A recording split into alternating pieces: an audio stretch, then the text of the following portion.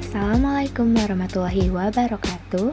Perkenalkan, nama saya Bella Melianda, NIM 2413451045, mahasiswi program studi Diploma 3 Sanitasi, jurusan Kesehatan Lingkungan, Poltekkes Kemenkes Tanjung Karang.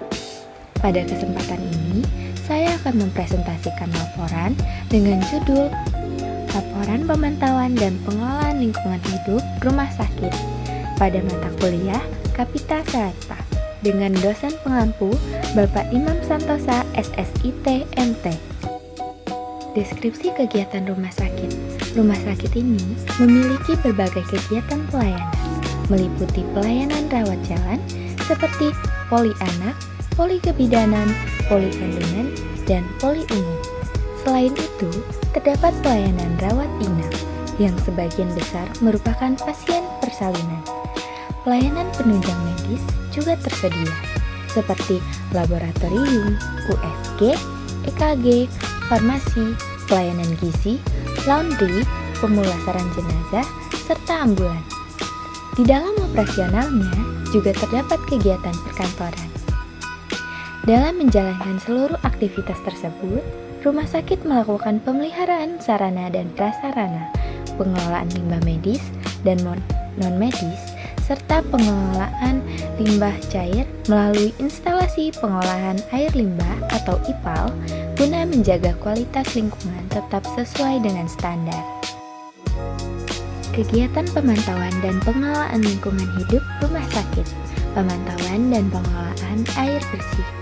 Sumber air bersih berasal dari sumur dengan jumlah penggunaan sekitar 24 meter kubik per hari.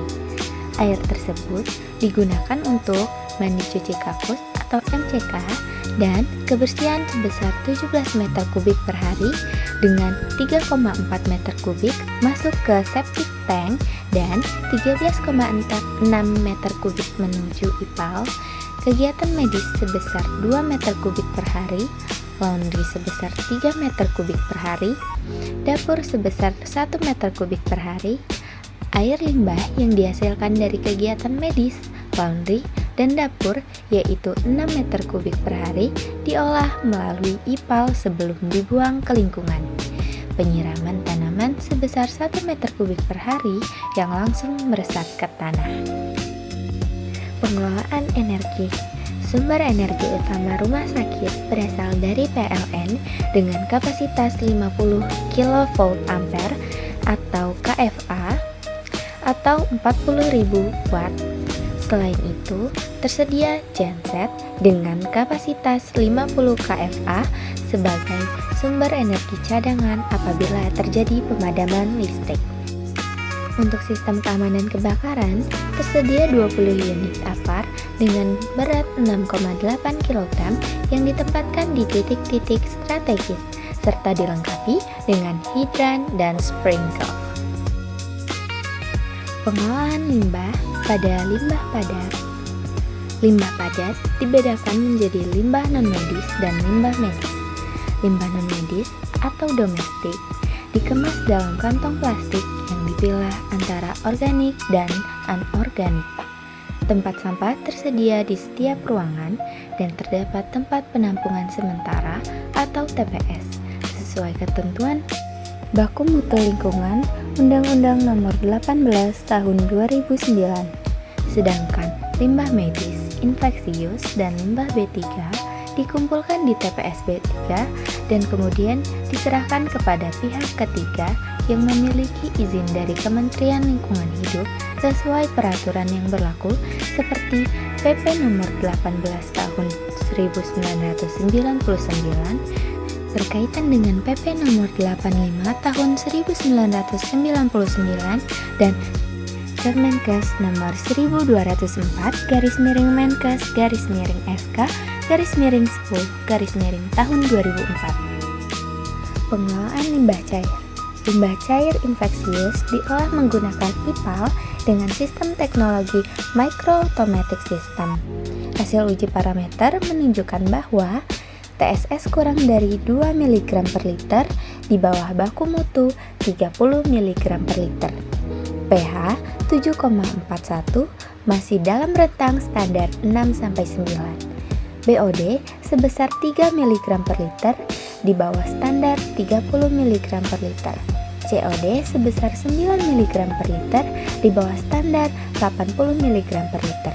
Amonia kurang dari 0,01 mg per liter dengan standar 0,1 mg per liter. PO4T sebesar 2 mg per liter dengan standar baku mutunya 2 mg per liter. Standar baku mutu yang digunakan mengacu pada Kepmen LH nomor 58 tahun 1995 pada lampiran B. Hasil tersebut menunjukkan bahwa kualitas air limbah masih berada di bawah baku mutu yang ditetapkan. Limbah domestik disalurkan ke septic tank dan saluran umum sesuai keputusan Menteri Lingkungan Hidup nomor 112 tahun 1996.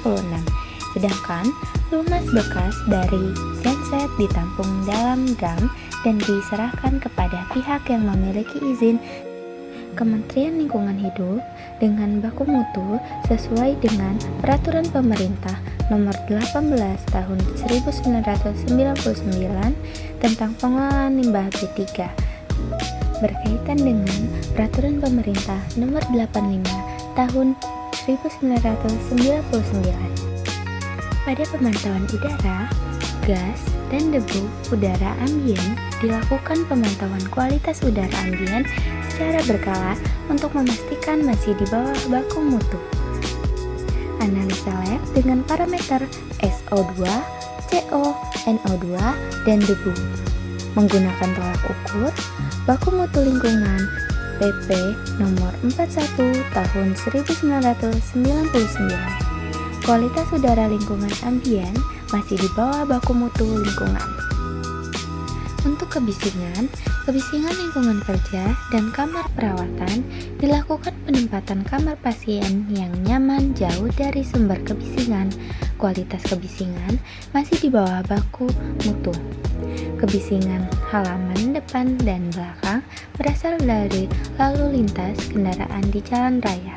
Dengan hasil pengukuran menunjukkan angka 62 dan 53 desibel dengan baku mutu 60 desibel.